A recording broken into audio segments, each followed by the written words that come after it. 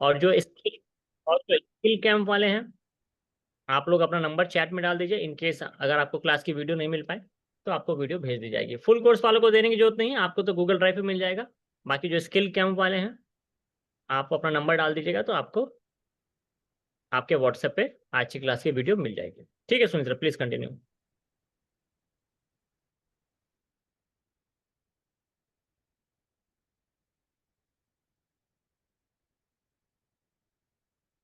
देखिए दोस्तों, ये जो है हमारा फॉरवर्ड का डीसी पावर सप्लाई मशीन।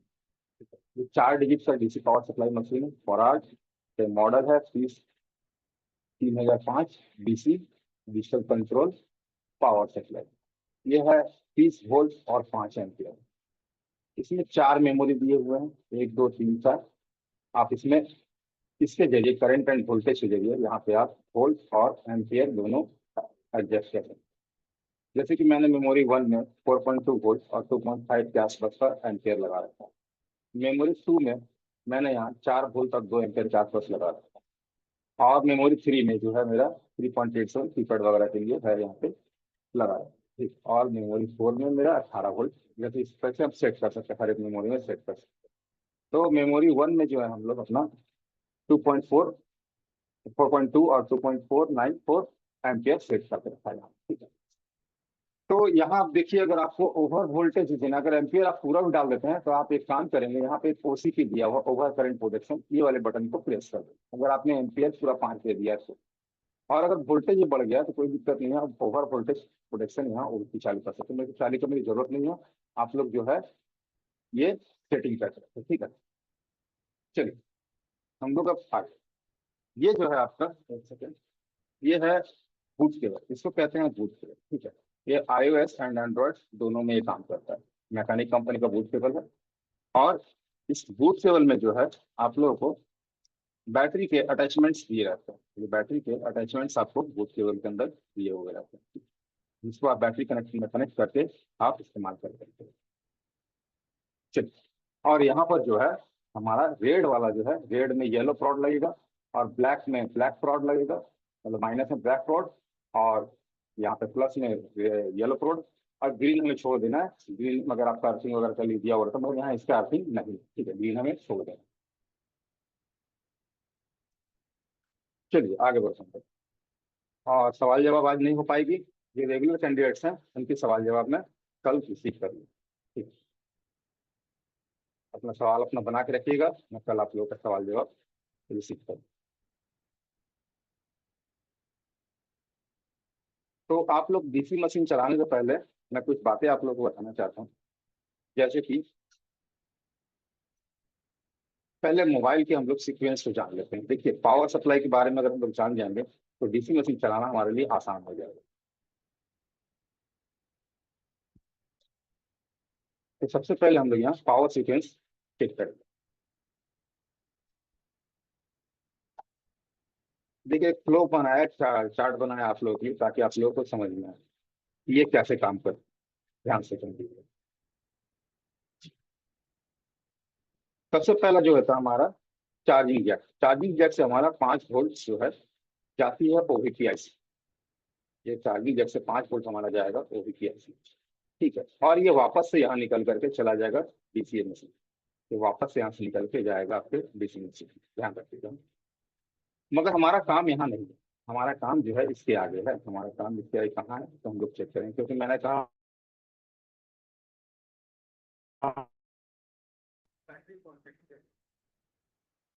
शायद प्रॉब्लम कर रही होगी। सिद्धार्थ सर आप हैं? हाँ, आवाज आ रही है, बोलिए। आवाज में प्रॉब्लम आ रही है क्या? नहीं, ऐसा तो कुछ प्रॉब्लम नहीं है। बाकी लोग बताएं, आप लोग को आवाज में दिक्कत आ रही है? आई नीड अ जॉब, जिनको जॉब चाहिए वो भी अपना नंबर लिख दें और जॉब के लिख दें। बहुत सारे रिक्वायरमेंट है चिप लेवल है काम में। अगर किसी को जॉब चाहिए, नंबर डाल के अपना चाप जॉब लें। ठीक है, कंटिन्यू कीजिए, आवाज़ सही से आ रही है। कोई थोड़ा बात सा नहीं, जिनको आवाज़ नहीं आ रही आपको रिकॉर्डिंग मिल जाएगी। ठीक किन्हीं है। को पोस्ट बना दीजिए, ताकि अगर आप ना रहे तो मुझे इन्फॉर्म कर हम दें। है, कोई दिक्कत नहीं, हम है। Okay sir. ठीक है। तो देखिए, हमारा मेन काम जो है यहाँ से चालू है, बैटरी कॉन्टैक्ट। ठीक है, तो बैटरी कॉन्टैक्ट क्योंकि हमारा जो है डीसी सप्लाई इसी को अटैच करता है, यही अटैच करता है। तो अब हम लोग वोल्टेजेस पे ध्यान देंगे। देखिए, ये आपकी डीसी आईसी होती है, प्राइमरी आईसी, जिसमें कि आपकी वी की लाइन और वीपीएस की लाइन और वीवैट की लाइन तीनों कनेक्ट करती है। ये 5 वोल्ट लेकर के आपका वीवैट और वीपीएस 3.7 का वोल्टेज जनरेट करता है। ये इसका मान है। अगर आपका बैटरी चार्ज है तो 4.2 वोल्ट आपका यहाँ आए। ठीक, तो यहाँ पे ये जो लाइन कहलाती है, जहाँ पे 3.7 डीसी आईसी, यहाँ पे जहाँ बैटरी कॉन्टैक्ट है, ये लाइन कहलाती है हमारी प्राइमरी।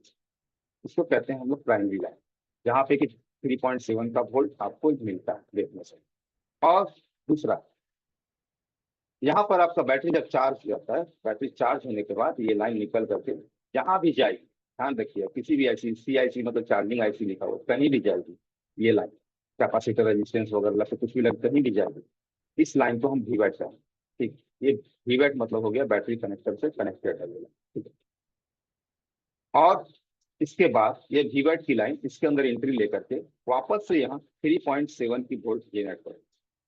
क्या लगा के? कॉइल लगा के, और यहाँ पे बहुत सारे कंपोनेंट्स होते हैं जिसका क्लियर डेफिनेशन आप लोगों को सिमेट्रिक क्लास, रेगुलर क्लास में देंगे। ये क्या करती है? ये 3.7 की वोल्ट पूरे मदरबोर्ड को रन करती है, पूरे मदरबोर्ड को, जैसे कि power management IC, network IC, 2G 3G 4G 5G, light IC, audio IC, graphics IC, LDO, sensor वगैरह वगैरह जगहों पे जाती है। मगर ये प्राइमरी में जाती है पावर मैनेजमेंट आईसी। हमारे मोबाइल में 2 पावर मैनेजमेंट आईसी लगी रहती है, अभी के नए कॉन्सेप्ट में 3 लगी रहती है, 4 भी हो सकती है, कोई फर्क नहीं पड़ता। हमारे मोबाइल में जो काम होता है, चाहे कितना भी पावर आईसी लगा रहे हो, उससे कोई फर्क नहीं पड़ता है। ध्यान रखिएगा कि हमारे मोबाइल में 2 टाइप की वोल्टेज की जरूरत है। एक होती है जो कि आपकी वीपीएस की वोल्टेज, और दूसरी होती है जो कि आपकी वीआरएजी की। यही 2 वोल्टेज। वीआरएजी वोल्टेज किस कहते हैं? तो वीआरएजी वोल्टेज कहते हैं रेगुलेटेड वोल्टेज, मतलब 3.7 वोल्ट को कन्वर्ट करके छोटी छोटी वोल्टेज बनाई जाती है, ताकि हर एक कंपोनेंट को अपना रिक्वायर्ड वोल्टेज मिल सके। जैसे कि सीपीयू, यहाँ पे सीपीयू 0.8 से चालू करता है और 2.8 तक का सप्लाई लेता है। ठीक, सीपीयू यहाँ पे आपके कॉइल लगे हुए हैं, ये इनको बक कॉइल है, ये छोटी छोटी वोल्टेज रिलीज करते हैं। यहाँ पर 1.0 से लेकर 3.3 तक का ये वोल्टेज यहाँ रिलीज करता है। स्टैटिक लिखा हुआ, गलत लिखा हुआ, ठीक है, 3.3 तक का ये वोल्टेज यहाँ रिलीज करता है। मतलब कि हमारे मोबाइल को किसी भी सेक्शन को काम करने के लिए 2 टाइप की वोल्टेज की जरूरत है, एक प्राइमरी वोल्टेज और दूसरी सेकेंडरी वोल्टेज। ये भी आपके पूरे मदरबोर्ड को रन करती है। बक कॉइल लग के सीपीयू भी जाती है, ये भी पूरे मदरबोर्ड को रन करती है, ये पीएम को भी जाती है, सीपीयू को भी जाती है, ये हर जगह को जाती है। ठीक है, जैसे कि फॉर एग्जाम्पल मैं कह रहा हूँ, फॉर एग्जाम्पल यहाँ समझिए। देखिए, ये एक सीम कनेक्टर का डायग्राम है, एक सीम का ट्रे है, डायग्राम है। इसमें क्या है? तो इसमें जो सबसे पहला लाइन है वो ग्राउंड माइनस की लाइन, उसके बाद वाली होती है हमारी blank line, data line, clock line और रीसेट लाइन। ये तीनों लाइन कम्युनिकेशन लाइन है, ये तीनों कम्युनिकेशन की लाइन। ये कौन रिलीज करेगा? तो हमारा सीपीयू। ये तीनों कम्युनिकेशन हमारा सीपीयू रिलीज करेगा। ठीक है, मगर यहाँ पर जो है आपका, ये तीनों हमारा सीपीयू रिलीज करेगा। मगर यहाँ पे जो वीआरएजी की वोल्टेज है, ये जो मैंने बताया अभी, इसको कहते हैं रेगुलेटेड वोल्टेज। एक होती है एसवीआरएजी, एक होती है वीआरएजी, हाँ, एक होती है एसवीआरएजी और एक होती है वीआरएजी। ध्यान रखिए, एसवीआरएजी और वीआरएजी। एसवीआरएजी कहते हैं सिस्टम रेगुलेटेड वोल्टेज, ये जो है सीपीयू को जाता है। और इस ओनली वीआरएजी जो रेगुलेटेड वोल्टेज, वो पूरे मदरबोर्ड पे जाती है। ये भी है आपको नेटवर्क आईसी, आपका मेमोरी कार्ड, ये आपका ये एमएमसी, अदर आईसीओ को, सभी को ये सप्लाई चाहिए। यहाँ से आपको 25-26 टाइप की सप्लाई निकलती है लाइनों में, टाइप नहीं, लाइनों में 25-26 लाइनों में यहाँ पे सप्लाई आपकी निकलती है। मोबाइल का मॉडल पे डिपेंड करता है, लाइनें चेंज हो सकती है, ज्यादा हो सकती है, कम भी हो सकती है। पुराना मॉडल है तो 22-23, नया है तो 25-26 लाइन यहाँ से निकल रही है। ठीक, तो यहाँ पे देखिए वीआरजे का काम, यहाँ पे क्या था? वीआरजे का काम था कि छोटी वोल्टेज, यहाँ पे आपका सिम पे, सिम कनेक्टर में जो है 1.8 से लेकर, यहाँ आपका 1.8 वोल्ट से लेकर के 2.8 वोल्ट तक का ट्रांजेक्शन होता है। सिम जब स्लीप मोड में रहता है तो 1.8 इसको सप्लाई चाहिए होता है। सिम जब वर्किंग मोड में आता है तो 2.8 वोल्ट की सप्लाई होती है। वोल्टेज का फ्लक्चुएशन रहता है, इसीलिए यहाँ वीआरजी की वोल्टेज अलग टाइप की, सिम के लिए हमेशा अलग टाइप की वोल्टेज जनरेट करता है। कुछ कुछ जगहों पे अलग टाइप की वोल्टेज यहाँ जनरेट होती है। ठीक है, तो यहाँ हम जो आपको बतलाना चाह रहे थे कि हमारे मोबाइल में 2 टाइप की लाइन, एक होती है रेगुलेटेड वोल्टेज जो कि पावर मैनेजमेंट आईसी रिलीज करती है, दूसरी होती है जो कि VPH की वोल्टेज, जिसको कहते हैं वोल्टेज फॉर। जैसे कि लाइट को चाहिए तो 30-35 वोल्ट, तो यहाँ इसको जेनरेट कराया जाता है, कॉइल वगैरह लगा के जेनरेट कराया जाता है। ऑडियो में चाहिए 3.3, 3.5, 3.33 वोल्ट। तो यहाँ पर भी जो है आपका ऑडियो के लिए VPH डायल है। ग्राफिक्स में भी चाहिए ज्यादा वोल्टेज, यहाँ भी आपको डायल दिया। नेटवर्क आईसी को ज्यादा वोल्टेज चाहिए, LDO को ज्यादा वोल्टेज चाहिए कन्वर्ट करने। LDO एक्चुअल में पावर कन्वर्टर है। हाँ, ये एक्चुअल में पावर कन्वर्टर है। थोड़ा सा इसके बारे में एक मिनट आप लोगों को बता, ये कैसे काम। ये LDO इस तरह से काम करती है कि ये कनेक्टेड रहती है आपकी VPH लाइन। ये 4 टन की कंपोनेंट होती है, 4 लेग। ये कनेक्टेड रहती है आपकी VPH लाइन। हाँ, VPH मतलब 3.7 की वोल्टेज, और ये भी रेगुलेटेड वोल्टेज निकालते हैं। जैसे कि 3.7 लेकर के ये 1 वोल्ट से लेकर के 1 वोल्ट से लेकर के आपका 3.3 वोल्ट तक ये जनरेट करता है LDO वोल्टेज से। और इसका एक लेग तो आपका ग्राउंड बन जाता है।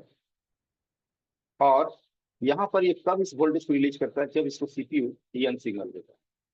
जब इसको CPU सिग्नल देगा तब ये वोल्टेज को रिलीज करेगा। तो ये एक तरह का पावर मैनेजमेंट आईसी है, इसका सब्स्टिट्यूट है।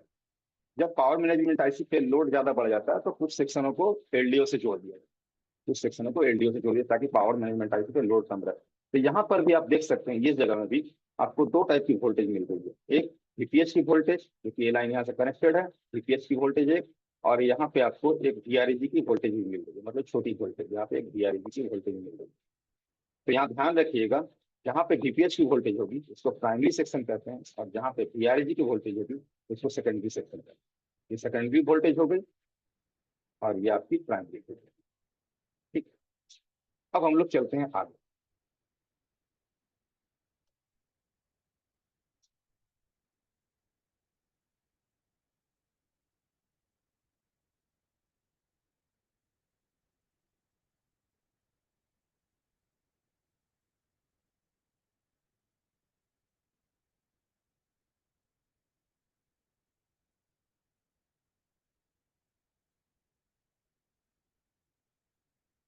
ठीक, यहाँ पे जो है हम लोग अपने डीसी मशीन को जो सेट करें, हम लोग वोल्टेज एंड एम्पियर, यहाँ पे वोल्ट एंड एम्पियर जो सेट करें, वो हमारा होगा रिक्वायरमेंट के हिसाब से। बहुत सेटों में 2.5 वोल्ट की, 2.5 एम्पियर की भी आती है, बहुत सेट से 2 एम्पियर की आती है। 2 एम्पियर में मैक्सिमम आपका काम बन जाता है। तो यहाँ हमारा वोल्टेज जो है हम 4 सेट करते हैं, ताकि हमारा बैटरी एटलीस्ट 80% चार्जिंग शो करे। ठीक है, 4 वोल्टेज हम लोग ऐड करें, 4। ठीक है, और एम्पियर जो हम लोग यहाँ पे रखते हैं 2। ठीक है, 2 एम्पियर, ये 5 मिली एम्पियर है। और हम लोग पावर की नहीं दबाते हैं, हम लोग पावर की नहीं दबाए और मोबाइल को कनेक्ट किया अपने ब्लूटूथ के वजह से। अब डीसी मशीन की रीडिंग को जाए,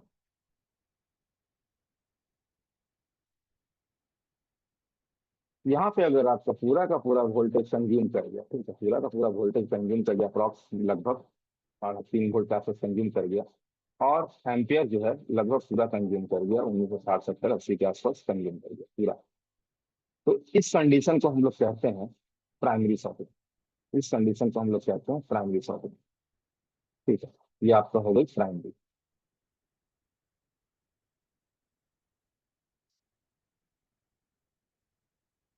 प्राइमरी में क्या है, तो प्राइमरी शॉर्टिंग में आप लोगों का शॉर्टिंग जो है प्राइमरी लाइन से। प्राइमरी लाइन कौन सी है, तो हमारे VWAT एंड VPH। यहाँ पे हम लोग LDO भी चेक करेंगे। ठीक है, हम लोग यहाँ पे LDO भी चेक करते हैं कि हमारा LDO शॉर्ट है या नहीं। तो अगर हमारा प्राइमरी शॉर्टिंग है, तो प्राइमरी शॉर्टिंग में अब हमारा 2 टाइप का यहाँ पे जनरेट हो रहा है, VPH एंड VWAT। बहुत सारे इसमें मोबाइलों में ये आइडेंटिफाई नहीं कर पाता है कि VPH शॉर्ट है या VWAT शॉर्ट है, मगर बहुत सारे मोबाइलों में आइडेंटिफाई हो जाता है। मगर हम लोग इसको आइडेंटिफाई करेंगे, अगर इस टाइप का एम्पियर कंज्यूम हुआ है, तो हम लोग क्या करेंगे कि मल्टीमीटर का सहारा लेंगे। मल्टीमीटर का सहारा लेकर के यहाँ पर हम लोग चेक करेंगे VWAT की लाइन पे कि बीप आ रही है या नहीं।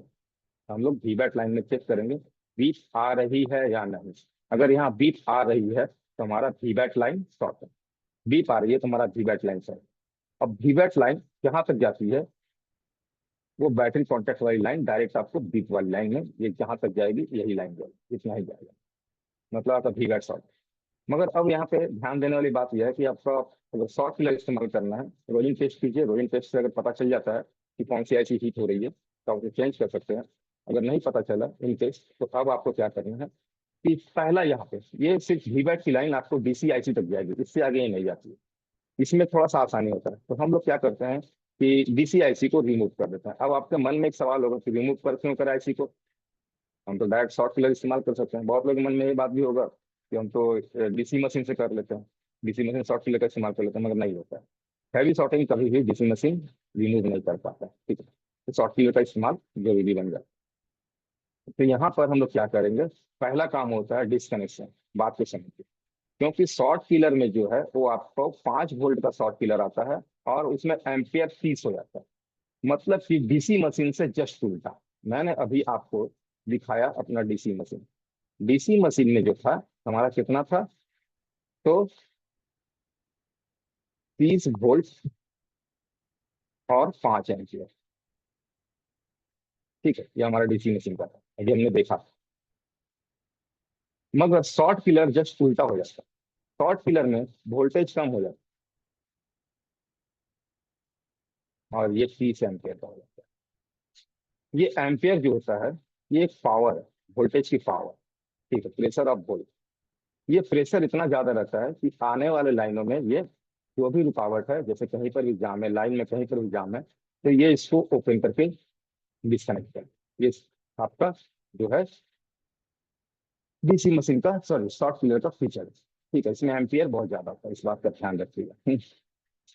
तो होगा क्या, तो मान के चलिए कि आपने यहाँ शॉर्ट फिलर इस्तेमाल किया, फॉर एग्जाम्पल यहाँ शॉर्ट लेयर इस्तेमाल किया, और हमारा मोबाइल जो होता है मल्टी लेयर होता है, ये भी ध्यान रखिएगा। एक लेयर का नहीं होता है, 7-8 लेयर होता है। क्लास में दौरान मैं ड्रिल करके दिखाऊंगा, वो 7-8 लेयर के मल्टी लेयर मोबाइल मदरबोर्ड होती है। तो अब यहाँ पे होगा क्या, बहुत समझिएगा। यहाँ होगा क्या, मान के चलिए कि आपका ये लाइट कहीं से मल्टी लेयर से ग्राउंड से अटैच है, ठीक है, कहीं पर से ही ग्राउंड से अटैच है, ठीक है। मैं सवाल जवाब नहीं ले पाऊंगा हंडई लाल जी, ठीक है। कल सवाल जवाब आपका रेगुलर क्लास में है, तो कल में सवाल जवाब आप लोग का जरूरी। तो क्या होगा कि हम यहाँ पे शॉर्ट फिलर जब अप्लाई करेंगे ना, तो ये एम्पियर सब तरफ रिलीज होगा, इधर भी जाएगा, इधर भी जाएगा, ग्राउंड लेयर से भी जाएगा। जब तक ये डिस्कनेक्ट नहीं होगा ये अपना एम्पियर रिलीज करता रहेगा। शॉर्ट फिलर का एक नियम है बहुत खतरनाक, जब तक ये डिस्कनेक्ट नहीं होगा ये अपना एम्पियर रिलीज करता रहेगा, रास्ते की रुकावट को खत्म करने के लिए। अगर आपका शॉर्टिंग नहीं है और शॉर्ट फिलर इस्तेमाल करें तो कुछ नहीं होगा, कोई प्रॉब्लम नहीं। मगर जैसे ही रास्ते में रुकावट मिलेगी ये अपना एम्पियर रिलीज करना शॉर्ट फिलर चालू कर देता है। तो अब घटना क्या घटेगा, मान के चलिए हमारा मल्टी लेयर में शॉर्टिंग था, मोबाइल में बहुत सारे मल्टी लेयर से शॉर्टिंग होती है, ड्रॉप डैमेज वगैरह केस में मल्टी लेयर शॉर्टिंग हो जाती है।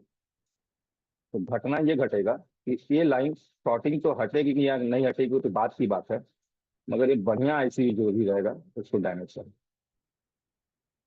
बढ़िया आईसी जो भी रहेगा डैमेज कर, पूरा ध्यान रखिएगा। तो शॉर्ट फिलर इस्तेमाल करने से पहले हम लोग, इसीलिए मैंने कहा हम लोग लाइन को डिस्कनेक्ट करते हैं। तो यहाँ पे हमारा अगर वीवैट शॉर्टिंग है तो वीवैट मैंने कुछ देर पहले ही कहा था कि सिर्फ डीसी आईसी को जाएगी ओनली, इससे आगे नहीं जाएगी, ठीक है। तो हमारा फर्स्ट डिस्कनेक्शन यहाँ से अगर हम इस डीसी आईसी को निकाल देते हैं, ये पहले मोबाइल का है, पहले मोबाइल में चार्जिंग आईसी अलग से लगी रहती थी, मगर अब जो है चार्जिंग आईसी इसी में इनबिल्ट हो गई, हाँ, चार्जिंग आईसी इसी के अंदर इनबिल्ट हो गई। तो हम डीसी आईसी जैसे डिस्कनेक्ट करेंगे, निकालेंगे, तो हमारा ये लाइन का पूरा वीवैट की लाइन डिस्कनेक्ट हो जाएगी। शॉर्टिंग हट गया देन गुड, नहीं हटा अब शॉर्ट फिलर का इस्तेमाल कीजिए। जो रास्ते की रुकावट थी आपकी, जो ग्राउंड हो गई थी लाइन, वो क्लियर है। जो लाइन ग्राउंड हो गई थी वो क्लियर हो जाएगा, फिर आईसी लगाइए, मोबाइल ऑन कीजिए, कस्टमर को देंगे, ठीक है। अब हमने देखा कि नहीं हमारा वीवैट शॉर्टिंग नहीं है, हमारा शॉर्टिंग अब है जीपीएस, हमारी ये लाइन से। तो ये लाइन में जो है बहुत सारे कंपोनेंट लगे हुए देखिए, एक लाइन से पावर मैनेजमेंट को भी जा रही है, सभी को जा रही है, ठीक है। तो हम लोग क्या करेंगे, सबसे पहले डीसी को ही निकालें, यहाँ डीसी को रिमूव करें। सबसे पहला काम डीसी को निकालेंगे और निकाल करके हम लोग चेक करेंगे कि ये लाइन जो एंट्री हो रही है यहाँ शॉर्टिंग थी या आगे पर, ठीक है, यहाँ है या आगे पर, ठीक है, डीपीएस। अगर इधर मिला तो इधर में अपने कॉइल को निकाल के डायरेक्ट आप शॉर्ट फिलर का इस्तेमाल कर दिए, ग्राउंड से कोई भी लाइन जुड़ा रहेगा, हट जाएगा। नहीं है तो अब इधर है, तो इधर में प्रॉब्लम क्या आएगी, इधर में बहुत सारे कंपोनेंट है, कोई भी शॉर्ट हो सकता है यहाँ पे, कोई भी, एलडीओ से लेके कुछ भी, ठीक है, सेंसर वगैरह कुछ भी आपका शॉर्ट हो सकता है, रोलिंग टेस्ट किया, नहीं पता चला। ध्यान दीजिएगा, रोलिंग टेस्ट किया नहीं पता चला तो मल्टी लेयर में भी शॉर्टिंग हो सकती है। एलडीओ भी शॉर्ट होने से जल्दी नहीं पता चलता है। एलडीओ को हम लोग 1 बाई 1, 8 या 10 एलडीओ मैक्सिमम लगे रहेंगे, उनको 1 बाई 1 हम लोग चेक कर लेंगे कि ग्राउंड से किसी में शॉर्टिंग आ रही है या नहीं। ठीक है, तो एलडीओ निकाल के चेंज कर सकते हैं हम लोग। मगर हमें जब पता ही नहीं चलेगा तो अब क्या करना है, तो यहाँ पे देखिए प्रीसीएस आईसी, मैं जो बात बता रहा हूँ शॉर्ट फिलर इस्तेमाल करने का, मैं तो ये तो नॉर्मली बताया था कि हाँ आपका प्राइमरी शॉर्टिंग कहाँ कहाँ से कहाँ कहाँ काम करना है, मगर मैं आपको शॉर्ट फिलर का इस्तेमाल भी अच्छे से बता। तो यहाँ पर जो है प्रीसीएस आईसी मतलब कीमती आईसी में काउंट आता है पावर मैनेजमेंट आईसी। ठीक है, पावर मैनेजमेंट आईसी आपका प्रीसीएस में कीमती आता है। इसको निकाल लेंगे तो क्या हुआ, इसको डीसी को तो हमने पहले निकाल दिया, इसको निकाल दिया तो क्या हुआ, हमारा इधर का भी कनेक्शन डिस्कनेक्ट हो गया, इधर का भी कनेक्शन डिस्कनेक्ट हो गया। हमारा पूरा का पूरा मोबाइल, मैं कह दे रहा हूँ कि सिर्फ पीएम और डीसी मिलके चालू चलेगा। अगर वो आगे का प्रोटोकॉल है बताऊंगा, अगर कहीं से इसका एसपीएमआई कम्युनिकेशन नहीं रहा तो मोबाइल पूरा चालू नहीं होगा, मगर एटलीस्ट आपका वो एम्पेयर खाने लगा, मोबाइल बूटिंग मोड में चला आएगा। ठीक है, तो इन सब आईसी हम लोग जानते हैं, ये सब इंडिपेंडेंट आईसी है, ये सारे कंट्रोल करती है सीपीयू। ठीक है, ये सब इंडिपेंडेंट आईसी है, इसको छोड़ दो, ये सारी इंडिपेंडेंट आईसी है, अलग है। एक सीपीयू को सिर्फ सीपीयू कंट्रोल करता है, क्योंकि हम लोगों ने देखा है हमारी नेटवर्क ऐसी खराब हो जाती है तो भी हमारा मोबाइल चलते रहता है, लाइट खराब हो जाता है तो भी मोबाइल चलते रहता है, ऑडियो खराब होता है तो भी मोबाइल चलते रहता है, ग्राफिक्स खराब है तो भी चलेगा, कैमरा खराब है तो भी चलेगा। क्या उत्तम जी, चलेगा या नहीं चलेगा? सामने नजर आएगा तो कुछ भी चलेगा सर, चलेगा। चलेगा। मतलब कि हमारा पीसीएस आईसी में काउंट आया हमारा पावर मैनेजमेंट आईसी। ठीक है, ये कीमती है। तो ये दोनों को हम लोग निकाल लें, निकालने के बाद शॉर्टिंग हट गया देन गुड, नहीं हटा तो फिर लगाइए आप शॉर्ट फिलर 30 एम्पियर यहाँ डालिए, कोई दिक्कत नहीं है, 30 एम्पियर यहाँ यूज कीजिए, कोई दिक्कत नहीं है आपका। इस तरह से यहाँ पे हम लोग शॉर्ट फिलर का प्राइमरी सेक्शन में इस्तेमाल करते हैं। अब आती है बात सेकेंडरी। ठीक है, अब हमारी बात आती है सेकेंडरी। ठीक है, सेकेंडरी में देखिए यहाँ पे दो तरफ से वोल्टेज जा रही है। ठीक है, ये प्राइमरी की थी जो मैंने बताया, सेकेंडरी में आपका एम्पियर कंज्यूम जो है मिनिमम होगा। हाँ, सेकेंडरी में आपका एम्पियर कंज्यूम बहुत मिनिमम है।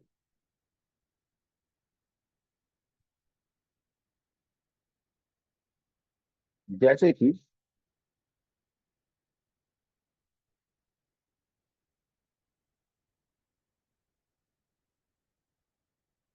इतना से लेकर के अप्रॉक्स 700 800 तक का एम्पियर कंज्यूम कर सकता है ऑटोमेटिक विदाउट पावर की, मैंने यहाँ पे पावर की नहीं बताया। ठीक है, 700 800 तक एम्पियर कंज्यूम। तो यहाँ इस कंडीशन में क्या है, इस कंडीशन में हमारा सेकेंडरी शॉर्ट। ठीक है, हमारा secondary line short, secondary line short है तो हम लोग सबसे पहला जो है यहाँ बक कॉइल को चेक कर लेंगे। सेकेंडरी लाइन शॉर्ट है मतलब हमें डीसीआईसी को निकालने की कोई जरूरत नहीं, ये एज इट इज अपना रहेगा। अब सिर्फ निकलेगा पीएमआईसी, अगर पीएम शॉर्ट है देन गुड, नहीं तो अब यहाँ पे थोड़ा सा आप लोगों को मेहनत करना है। क्या मेहनत करना होगा, रोलिंग टेस्ट से पता चला तो बढ़िया बात है, मैं कहना जा रहा हूँ जो रोलिंग टेस्ट से पता चला तो बढ़िया बात है, नहीं पता चला तब क्या कीजिए, तब आपको यहाँ इस लाइन में कैपेसिटर लगे मिलेंगे, बक कॉइल की लाइन में, और वीआरएजी की लाइनों में कैपेसिटर लगे। रोशन जी अभी सवाल जवाब नहीं कर पाऊंगा, रेगुलर क्लास होगा तो कल मैं सवाल जवाब जरूर ले लूंगा, सॉरी रोशन जी। ठीक है, तो अब यहाँ पे क्या है, सभी लाइनों में आपको कैपेसिटर मिले, सभी में, और अप्रॉक्स ही आपका काउंटिंग करेंगे तो 30 लाइनें होंगी, मतलब कि एटलीस्ट 30 कैपेसिटर। आपको वहां पे 15 मिनट 10 मिनट टाइम देना पड़ता है कि हाँ कौन सी लाइन शॉर्ट।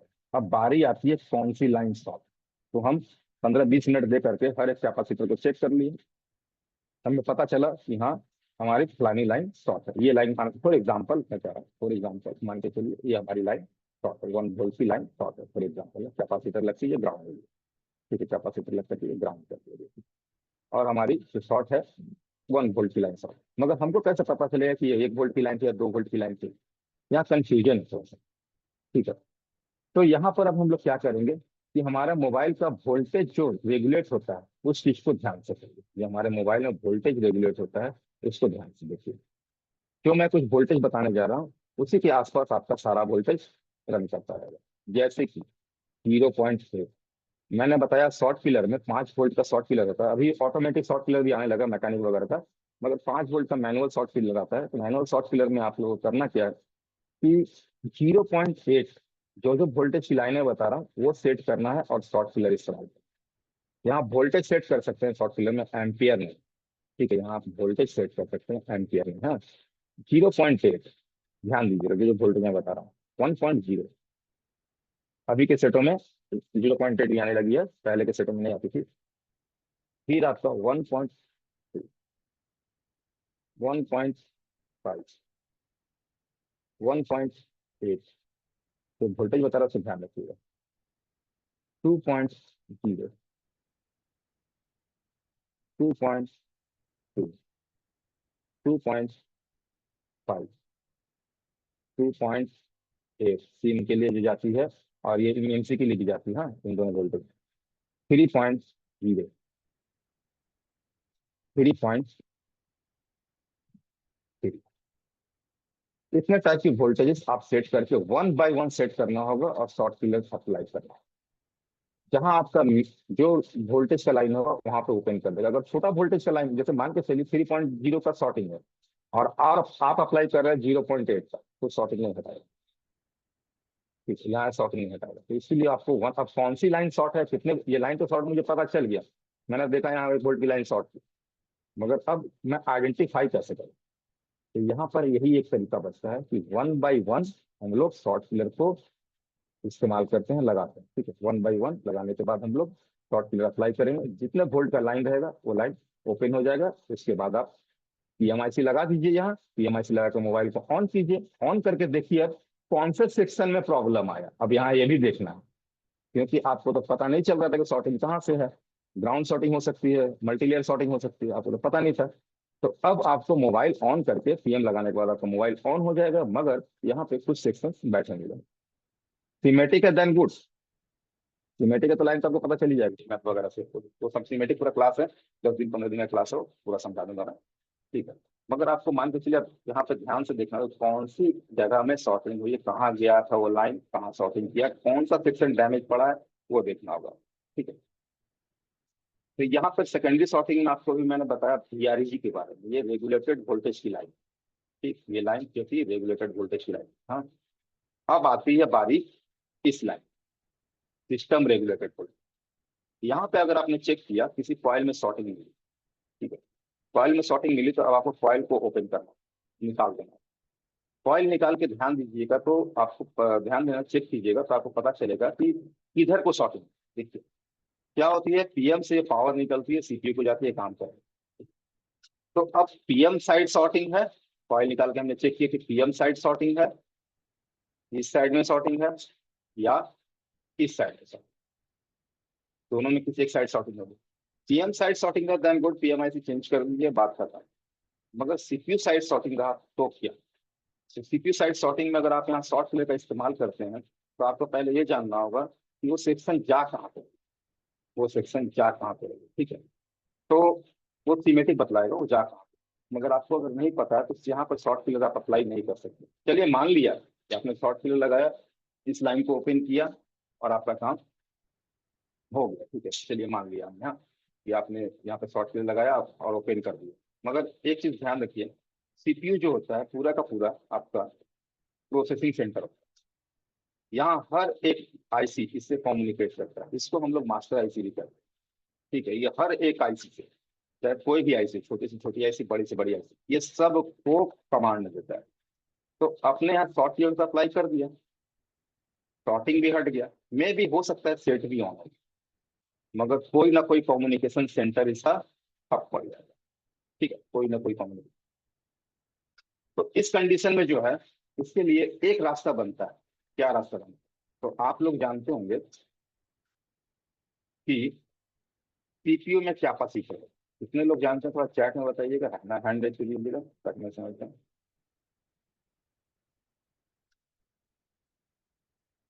कितने लोग जानते हैं सीपीयू में क्या फीचर भी होता है। एक सेकंड,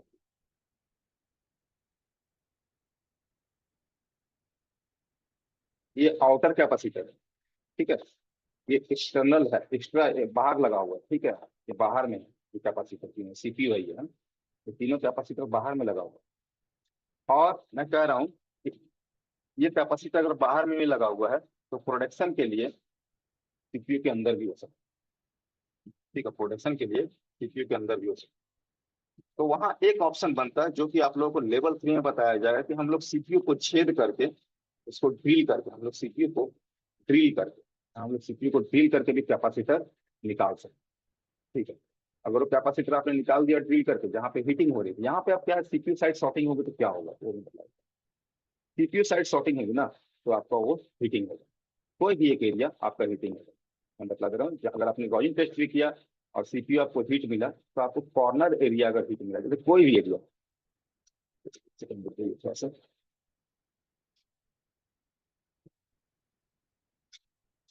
कोई भी एरिया, मगर वो सेंटर पॉइंट नहीं हो। आपका कोई भी एरिया हीटिंग मिल लो, उससे फर्क नहीं पड़ता, मगर ये सेंटर पॉइंट नहीं। अगर सेंटर हीट हो रहा है तो रिटर्न कर दीजिए उसी समय। सेंटर हीट हो रहा है तो रिटर्न कर दीजिए। तो कॉर्नर एरिया हीट हो रहा है, अगर आपके सीपीयू का कॉर्नर साइड हीट हो रहा है तो आप एक चांस ले सकते हैं सीपीयू ड्रिल करके इसको ठीक कर। ठीक है, एक चांस बनता है ये साइड आउटसाइड एरिया में कहीं पर भी हीटिंग हो रही है तो यहाँ एक चांस बनता है कि आप इसको सही कर सकते हैं। क्योंकि सीपीयू में जहां एम्पियर का इस्तेमाल किया 30, तो वो तो फिर गया, वो सेक्शन गया, मतलब नहीं समझे, कम्युनिकेशन सेक्शन वो गया। जहां जहां हेवी वोल्टेज का यहाँ ट्रांजिशन होता है ना, वहां वहां कैपेसिटर कंपनी लगा देते हैं। देखिए कैपेसिटर लगा हुआ, बहुत लोग रिवॉल्व करके इसको फेंक भी, रिवॉल्विंग के समय निकल भी जाता है। फेंकते नहीं है, निकल जाता है ना। कितने लोग इसका रिवॉल्विंग में निकाल के फेंक दिए हैं, तो चार्ट में बताइएगा। अरे सिस्टम जी आपने फेंक दिया ना, नुकसान हुआ क्या? नहीं होगा, नुकसान नहीं होगा। इसका वजह यह है ना कि ये प्रोडक्शन के लिए दिया हुआ। और एक प्रॉब्लम ये भी है कि आप इसके वैल्यू को पता नहीं कर सकते। ये सबसे बड़ा प्रॉब्लम, इसका वैल्यू क्या है, कितने फैराड का है, हम पता नहीं कर सकते। क्यों? क्योंकि सीपीयू का इनसाइड कोई कंपोनेंट होता है तो वो हमारा सीमेटिक में नहीं लगा रहता, इसमें सीमेटिक में उसका कोई जिक्र नहीं रहता किसी भी तरह का। अब ये कितने फैराड का, ये जानने के लिए अब आपको सेम मॉडल का मोबाइल निकाल करके उसका ड्रिल करके उसमें कैपेसिटर को माप के फिर आपको दूसरा कैपेसिटर निकाल कर लगाना होगा, जो कि बहुत लंबा लेंदी प्रोसेस। तो अगर एक्सटर्नल कैपेसिटर है तो निकाल के फेंक दीजिए, आईसी निकालिए, कैपेसिटर देख लीजिए कोई शॉर्ट है निकाल के फेंक दीजिए। और अगर इंटरनल है तो ड्रिल करके हम लोग उस कैपेसिटर को निकाल सकते हैं। ड्रिल को एक चांस बनता है जिसमें कि आप मोबाइल को शॉर्टिंग को, जो कि सीपीयू साइड शॉर्टिंग है, इसको हटा सकते। ठीक है, ये हमारी थी डीसी मशीन की shorting related class. Siddharth sir आप हैं? Siddharth ji sir, sir, sir आए हैं। ये डीसी की शॉर्टिंग रिलेटेड क्लास बताते हैं और क्लास आगे बढ़ा दे क्या? चलिए, हाँ, थोड़ा सा और डिटेल में लीजिए। यहाँ तक कितने लोगों को समझ में आ रही है क्लास, ये बताइए। कितने लोगों को यहाँ तक समझ में आया बात? और जिनको आज की क्लास की वीडियो भी चाहिए, फुल कोर्स वालों को तो मिलेगी ही मिलेगी। जो लोग बाद में जुड़े हैं, जिनको आज की क्लास की वीडियो चाहिए होगा, वो अपना नंबर चैट में डाल देंगे। ऐसे कितने लोगों को यहाँ तक ये डायग्राम समझ में आया? ये ब्लॉक डायग्राम है मोबाइल का। चलिए, आया। अच्छा, ये तो बेसिक डायग्राम है कि मोबाइल एक डेटा कैसे फ्लो करता है।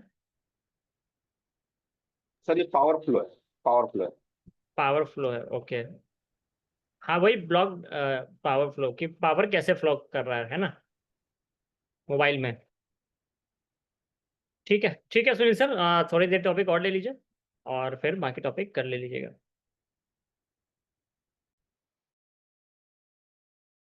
सर काफी लोगों को टॉपिक समझ में आ रहा है तो ठीक है, कंटिन्यू। तो सर फिर टॉपिक कंटिन्यू।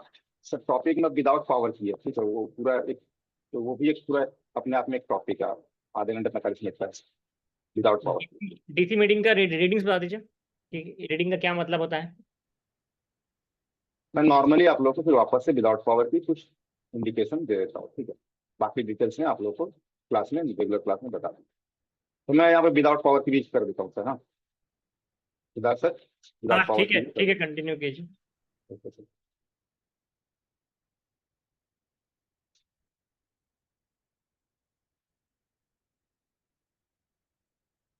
विथ पावर की, हाँ। अब हमारा आता है विथ पावर।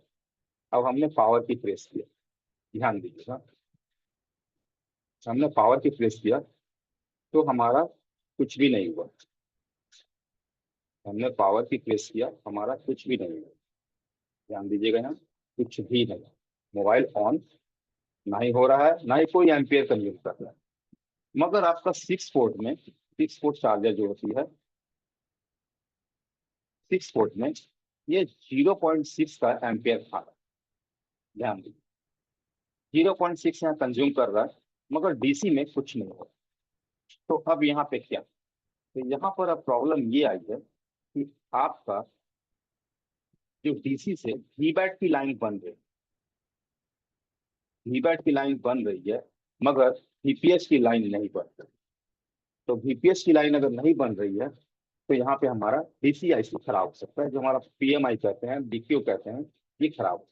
ठीक है, पावर मैनेजमेंट इंटरफेस है, फर्स्ट आईसीएस यही होती है, ये खराब है क्योंकि ये वीपीएस रिलीज नहीं कर रही। जब तक वीपीएस रिलीज नहीं होगा, कोई काम नहीं होगा।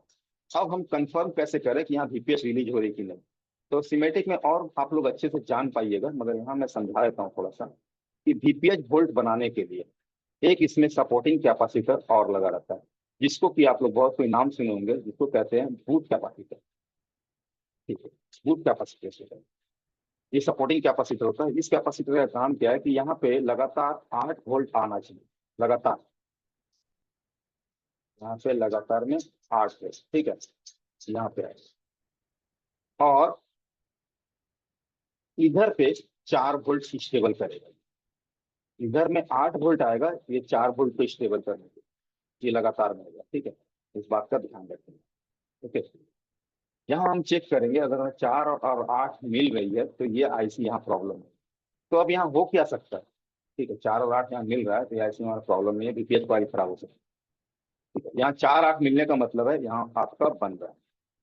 और अगर आपका कोई एम्पियर नहीं खा रहा, तो यहाँ ये भी नहीं बनेगा। ठीक है, ये भी नहीं बनेगा। ये अगर गुड है तो आपका 4 और 8 यहाँ बन जाए। तो हमारा कुछ एम्पियर नहीं कंज्यूम हो रहा है, इसका मतलब आपका प्रॉब्लम डीसीआईसी से। 3 शॉर्ट, फर्स्ट प्रॉब्लम आपका डीसीआईसी। यहीं पे आपको काम करना है। काम क्या क्या करना है? इनके सारे कम्युनिकेशन को चेक कर। इसमें बहुत सारा कम्युनिकेशन होता है, जैसे कि ये पीएम से भी कम्युनिकेट करता है, ये सीपीयू से भी कम्युनिकेट करता है। ठीक है, ये पीएम से भी कम्युनिकेट करता है, सीपीयू से भी कम्युनिकेट करता है। इसके हर एक कम्युनिकेशन लाइन आपको चेक करना होगा, तब जाकर के आपका यहाँ, अगर नहीं आईसी लगाने के बाद नहीं हुआ तो बता रहा हूं मैं, आईसी लगाने के बाद नहीं हुआ तब तो काम हो जाएगा। ठीक, तो यहाँ पे आपका अगर कोई एम्पियर कंज्यूम नहीं कर रहा है, कोई वोल्टेज नहीं खा रहा है, प्रॉब्लम ईपीएस में, प्राइमरी में था। ठीक है, अब सेकेंडरी, सेकेंड में क्या है कि अब क्या हुआ आपके साथ कि आपने मोबाइल का पावर की प्रेस किया। ठीक है, मोबाइल का पावर की प्रेस किया, और यहाँ पर एम्पियर जो है मिली में, मिली मतलब 100 से लेकर के 500 600 700 तक का रीडिंग मान के चलिए लेगा। मोबाइल का मॉडल पे डिपेंड करता है, और प्रॉब्लम कहाँ से है वहां पे डिपेंड करता है। ठीक है, यहाँ इतना मिली एम्पियर कंज्यूम कर रहा है। तो अब प्रॉब्लम क्या है? अब प्रॉब्लम ये है कि, सॉरी, थोड़ा सा पीछे वाले में मैं एक बात बताना भूल गया। ठीक है, पीछे वाले में एक बात बताना भूल गया, सॉरी, मैं मिस्टेक भूल गया, तो डिलीट कर दूं। जहाँ पे कुछ भी नहीं एम्पियर खा रहा था ना, वहां पे कर। यहाँ पे अब एक प्रॉब्लम और भी हो सकती है, अगर आपका जो है कुछ भी एम्पियर नहीं खा रहा है, तो यहाँ पर वीपीएस तो लाइन बन नहीं रही है, मगर ये लाइन शॉर्ट भी हो सकती है। अब आप कहिएगा सर, वो तो प्राइमरी शॉर्टिंग में आपने बताया था, ये यहाँ ये लाइन शॉर्ट होगा तो प्राइमरी शॉर्टिंग दिखाएगा आपका डीसी मशीन, मगर नहीं। बहुत सारे मॉडल होते हैं ऐसे जिसमें आपका प्राइमरी शॉर्टिंग यहाँ तक नहीं पहुंचता। ठीक है, तो इस कंडीशन में अगर हमारा एम्पियर नहीं खा रहा है, 6 पोर्ट चार्जर में सिर्फ वीबैट की लाइन बन रही है, तो भी हमारा यहाँ ये लाइन शॉर्ट हो सकता है। यहाँ पे हम लोग पहले शॉर्टिंग चेक कर लेंगे, इस बात का ध्यान रखें। हाँ, शॉर्टिंग चेक कर लेंगे, शॉर्टिंग मिला तो प्रोसेस वही है जो मैंने पहले बताया। अब आते हैं आगे।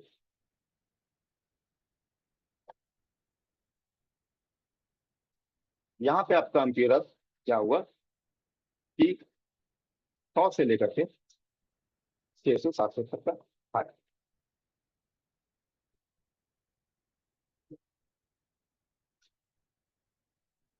और आपने पावर की रिलीज किया,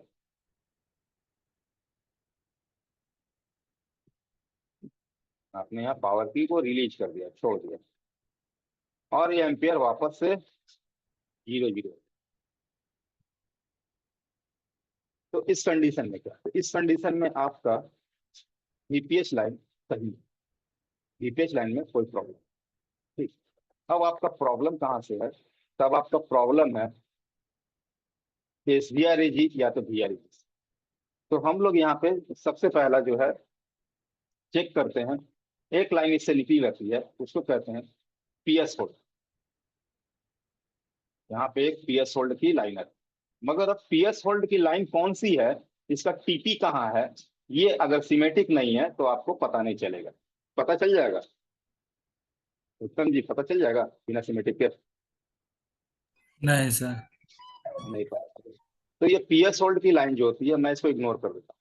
क्यों इग्नोर करता हूँ, क्योंकि मैं जानता हूँ कि बहुत लोगों के पास सिमेट्रिक नहीं हो सकता है नया मॉडल आया सिमेट्रिक नहीं है।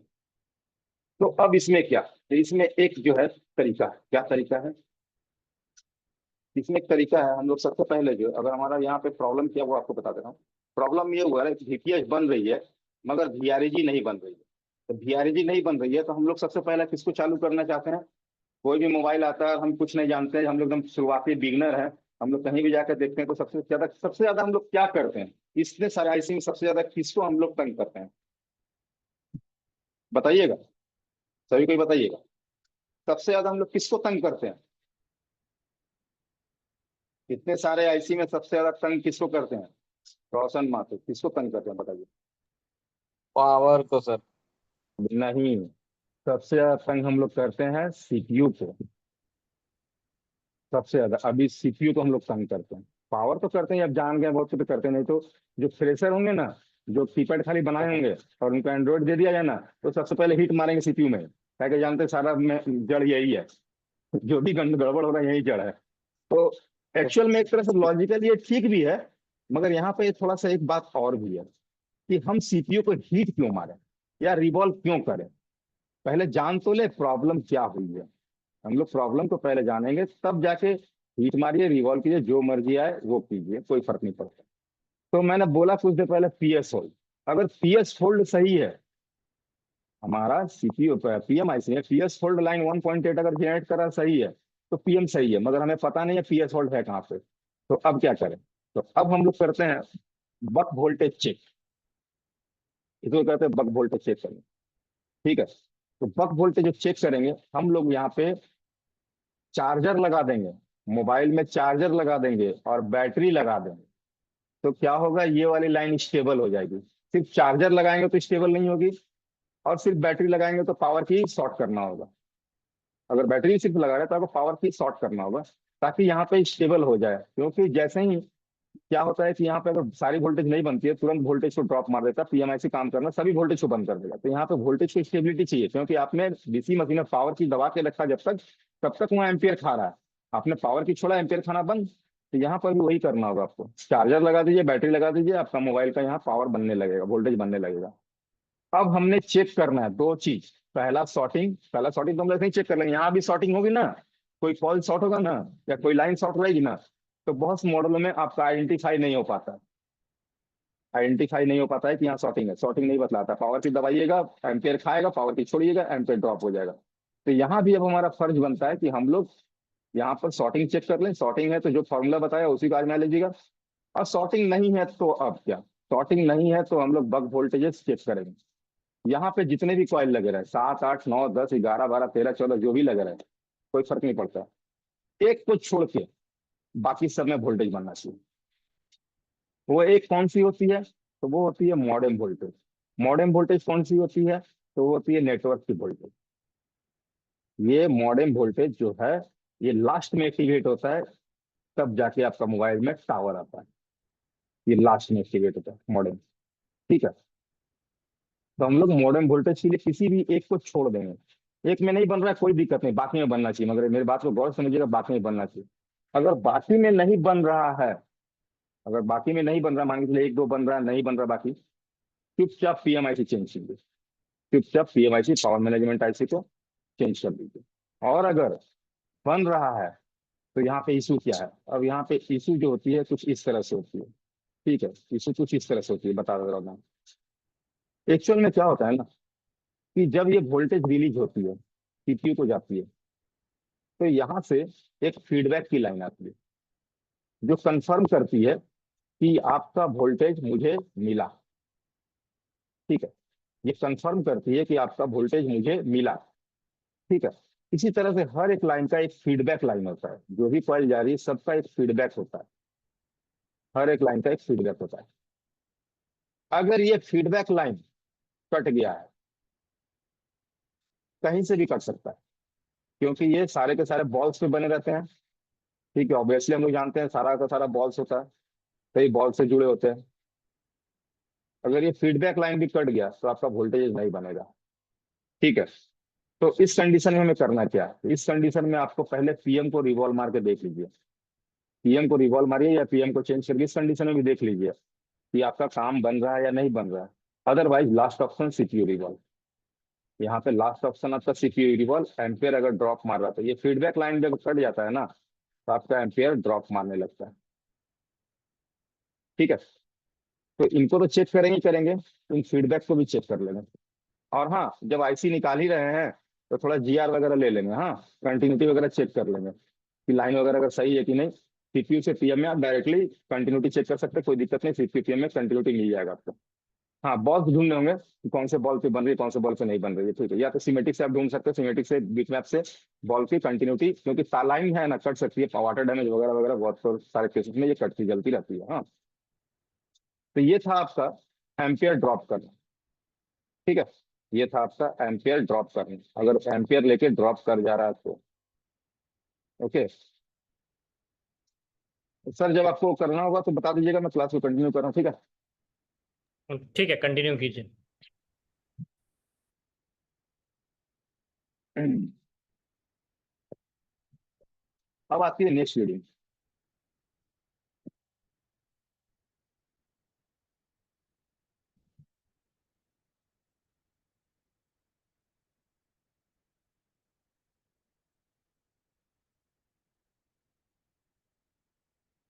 यहाँ पे आपका एम्पियर जो है 50 60 70 80 करते हुए 200 250 तक लास्ट इस तरह से करते हुए नहीं, ये किसी एक जगह जाकर आपने पावर की दबाया, किसी एक जगह जाके ये स्टक हो गया। ठीक है, ये मॉडल पे डिपेंड करता है कहाँ पे स्टक होगा। 50 पे भी स्टक हो जाता है, बहुत समय 100 पे भी होता है, बड़ा मोबाइल है तो 150 पे भी होता है, 250 पे भी होता है। ठीक है, स्टक कर गया, ये रुक गया, नहीं खा रहा एम्पियर। तो अब आपका प्रॉब्लम क्या है, तो अब आपका मोबाइल में जो प्रॉब्लम है, यहाँ पे एकदम साइलेंटली समझिएगा, ये तो ओके है ही, ये भी ओके है।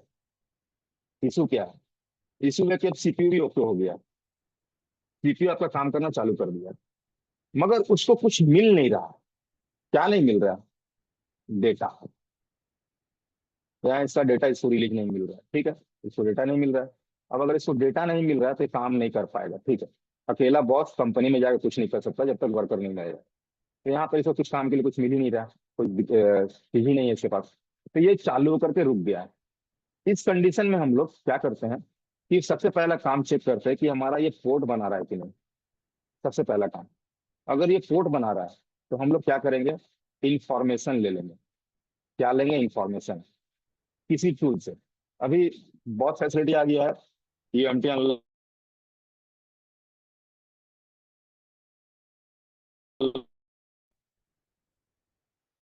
आवाज में प्रॉब्लम है सर, सिद्धार्थ सर,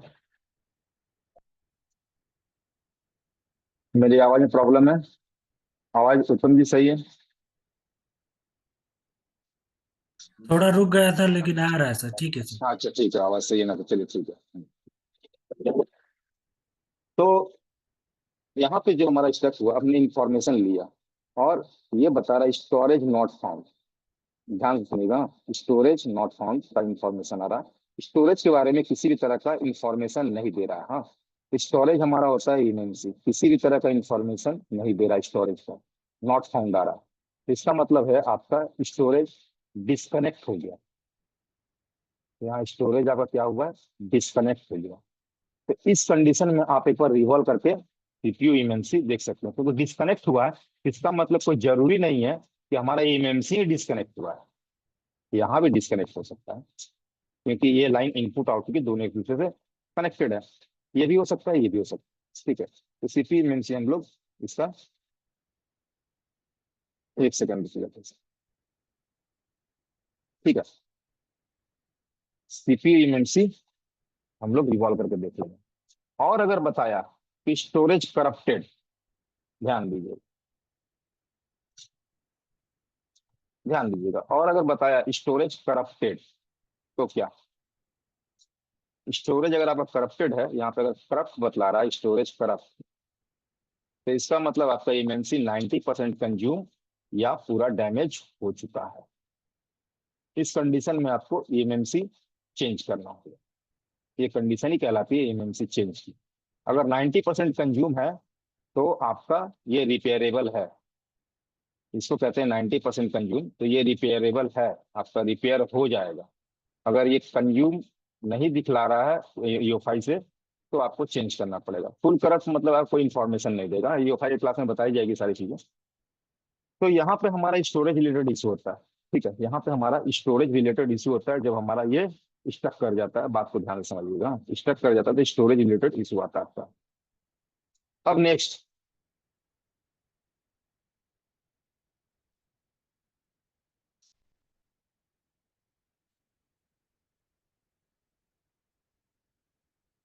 नेक्स्ट वाला जो है थोड़ा सा गौर से समझिएगा इसको, हाँ। नेक्स्ट में क्या हो रहा है कि आपने पावर की दबाया और छोड़ दिया, आपने पावर की दबाया और छोड़ दिया, ठीक है। और ये क्या हो रहा है ना कि आपका 50 से लेकर के 200-250 तक के बीच में फ्लक्चुएट हो रहा है, अप डाउन कर रहा है, ना ही बंद हो रहा है, ना ही नीचे जा रहा है, ना ही ऊपर जा रहा है, ये अप डाउन हो रहा है, स्टक नहीं है, ये फ्लक्चुएशन में आ गया, ये आपका अप डाउन हो रहा है। ये कंडीशन क्या है, तो इस कंडीशन में जो होता है इसको गौर से समझिएगा थोड़ा, क्या होता है। ऐसे नॉर्मली हम बोल देते हैं कि हाँ सीपीयू रिवॉल्व कर लीजिए, नॉर्मली बोल देते हैं कि सीपीयू रिवॉल्व कर, मगर वजह क्या है वो समझ लीजिए, क्यों हम लोग सीपीयू रिवॉल्व करेंगे। तो यहाँ पर जो डेटा इनपुट होती है, मैंने कुछ देर पहले बताया था कि इस जगह में सेंटर पॉइंट को नहीं छेड़ना है, मैंने कहा था ना, ध्यान दीजिएगा। यहाँ से डेटा की इनपुट हुई और ये इसका प्रोसेसिंग सेंटर है मेन। जैसे आप लोग कंप्यूटर वगैरह खोलते होंगे तो देखते होंगे बड़ा क्रिस्टल टाइप का लोहे का आईसी बना रहता है, ठीक है। उसके अंदर भी आपका क्रिस्टल का आईसी रहता है, इसके अंदर कभी आईसी तोड़ के देखिएगा, सीपीयू वगैरह कोई खराब सीपीयू तोड़ के देखिएगा तो बीच में आपको क्रिस्टल मिलेगा, ठीक है। ये क्या करता है, यहाँ से डेटा का आपका इनपुट हुआ, यहाँ प्रोसेसिंग हुआ और यहाँ आउट हुआ, और ये सारे काम जो होते हैं प्रोसेसिंग सेंटर में एक बॉल दूसरे बॉल से जाकर के कनेक्ट होकर के, मतलब एक लाइन से नहीं होती है, ध्यान से समझिए, ये आया डेटा प्रोसेसिंग हुआ आगे बढ़ा, तो प्रॉब्लम क्या हो रही है हमारा, इसमें प्रॉब्लम क्या हो सकता है। तो ये हो सकता है ये कि डेटा को प्रोसेस तो, या तो डेटा ले रहा है मगर प्रोसेस नहीं कर पा रहा, या डेटा को आउटपुट नहीं दे पा रहा, क्योंकि यहाँ जब हम लोग फिगर करते हैं अपने इसको, एक सेकेंड, हम लोग जब फिगर करते हैं पावर की को, तो पावर की कैसे काम करती है उसको समझिए, पावर की ट्रिगर करने के बाद काम कैसे करता है। ये हो गया आपका पीएमआईसी, ये हो गया आपका डीसीआईसी, ठीक है। यहाँ पर जब पावर की ट्रिगर होता है, ठीक है, यहाँ पे पावर की जब ट्रिगर होता है, ये दोनों से आपका जो है पावर की दोनों से कम्युनिकेट करता है, ठीक है। ये लाइन दोनों से कम्युनिकेट करता है, सिमेटिक में बता देंगे, डायोड लग के दोनों से कम्युनिकेट करता है, ठीक है। एक डायोड लग के दोनों से ये कम्युनिकेट करता है, सॉरी डायोड उल्टा बन गया, मगर ये दोनों से कम्युनिकेट करता है। हमने यहाँ पावर की प्रेस किया, ये लाइन हो गई शॉर्ट, मिस्टेक मेरा है, थोड़ा सा रुक जाइए, थोड़ा अच्छे से बना दो डायग्राम ताकि आप लोगों को दिक्कत ना हो।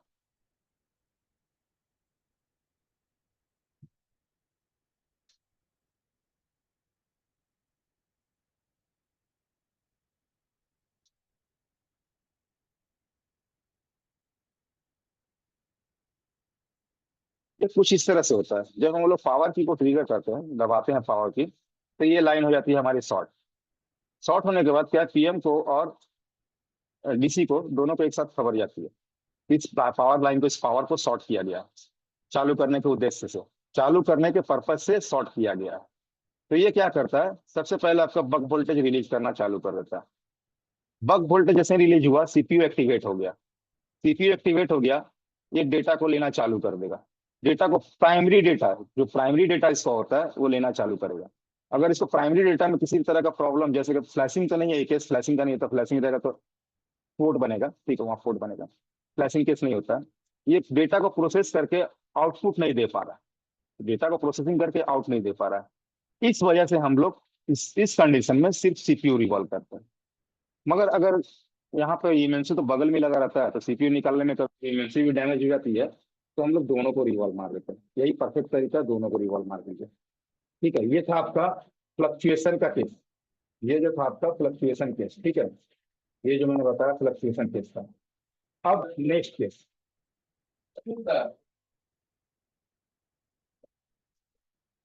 एक मिनट रुकिए।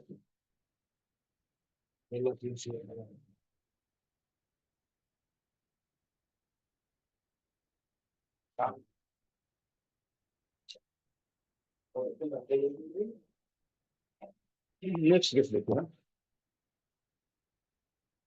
नेक्स्ट केस क्या है। तो अब आपका मोबाइल 50 से चालू हुआ, 100, 200, इस तरह करते करते 1 एम्पियर, 1.5 एम्पियर, इतना सब कुछ खाते खाते, और कुछ देर बाद ये वापस से आपका धीरे धीरे हो गया। और उसके बाद आपने फिर से पावर की प्रेस किया, आपने पावर की प्रेस किया, आपका मोबाइल वापस से 150-200 एम्पियर खाया, कुछ सेकंड बाद वापस से जीरो हो गया। इसका मतलब क्या? तो इसका मतलब है आपका मोबाइल ऑन है, ठीक है, इसका मतलब है आपका मोबाइल ऑन है। लाइट की लाइनें चेक कीजिए, ग्राफिक्स की लाइनें चेक कीजिए, क्योंकि बहुत सारे सेटों में ग्राफिक्स लाइट नहीं होती है, तो सेट वाइब्रेट वगैरह कुछ नहीं करता है, ठीक है। तो यहाँ पे आप लाइट और ग्राफिक्स की लाइनें चेक कीजिए, सेट आपका ऑन है, यहाँ पे आपका ये ओके कंडीशन का रीडिंग है, ठीक है। इतनी सारी रीडिंग आती है। आज मैंने एक क्लास में पूरा फुल क्लास कर दिया आप लोगों को। सिद्धार्थ सर आप हैं? जी सुनील सर हूँ। चलिए, तो कुछ लोगों के लिए थोड़ा सा एडवांस हो जाएगा, ठीक है, कोई बात नहीं। कल से बिल्कुल बेसिक से कि मोबाइल में कंपोनेंट्स क्या होते हैं वहां से स्टार्ट किया जाएगा। वैसे कितने लोगों को आज चीजें समझ में आई, कितने लोगों को थोड़ा टफ हुआ, चैट में थोड़ा बताएं।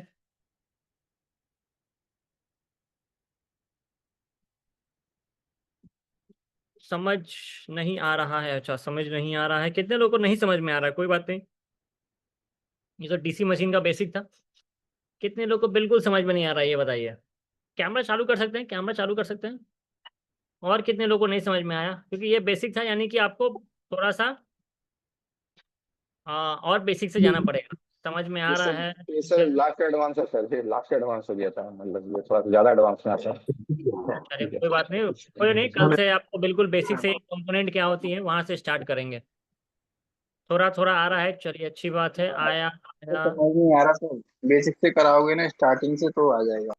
हाँ हाँ, तो कल से बिल्कुल कंपोनेंट से स्टार्ट करेंगे कि कंपोनेंट क्या होती है, ठीक है, कि कंपोनेंट क्या होती है, कनेक्टर क्या होता है ना, कौन सी लाइंस कहाँ जा रही है। तो वहां से आज थोड़ा स्किल कैंप वालों के लिए भी बहुत स्टूडेंट्स, सही है। हाँ, और भी क्या है, और कैसा तो है? उनके साथ भी था। कल से स्किल कैंप वालों का अलग क्लास चलेगा। और कितने लोग यहाँ पर ऐसे हैं जो पहली बार हमारे साथ जुड़े हैं? आज उनका पहला डे था स्किल कैंप का। चलिए, मंजूनाथ, मंजूनाथ आप तो फुल कोर्स में है ना? धानी, हाँ sir, Manjunath full full course में है सर। फुल कोर्स में है ना, कर्नाटका से हैं।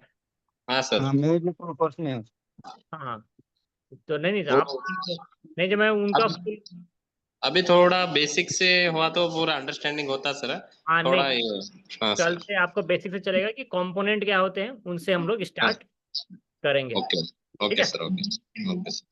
चलिए, तो मैं हार्डवेयर में न्यू हूँ, बट ओल्ड फील्ड में ओनली पे है। चलिए, मेरा फर्स्ट है, अच्छी बात है, शुरू से है सर। चलिए, चलिए, तो एक चीज थोड़ा बताना चाहूंगा कि रिपेयर माय मोबाइल का हमारा कितने लोगों ने हमारी वेबसाइट को यूज किया है कभी फाइल्स के लिए? कितने लोगों ने हमारा वेबसाइट को यूज किया है कभी फाइल्स के लिए? मैंने यूज किया है।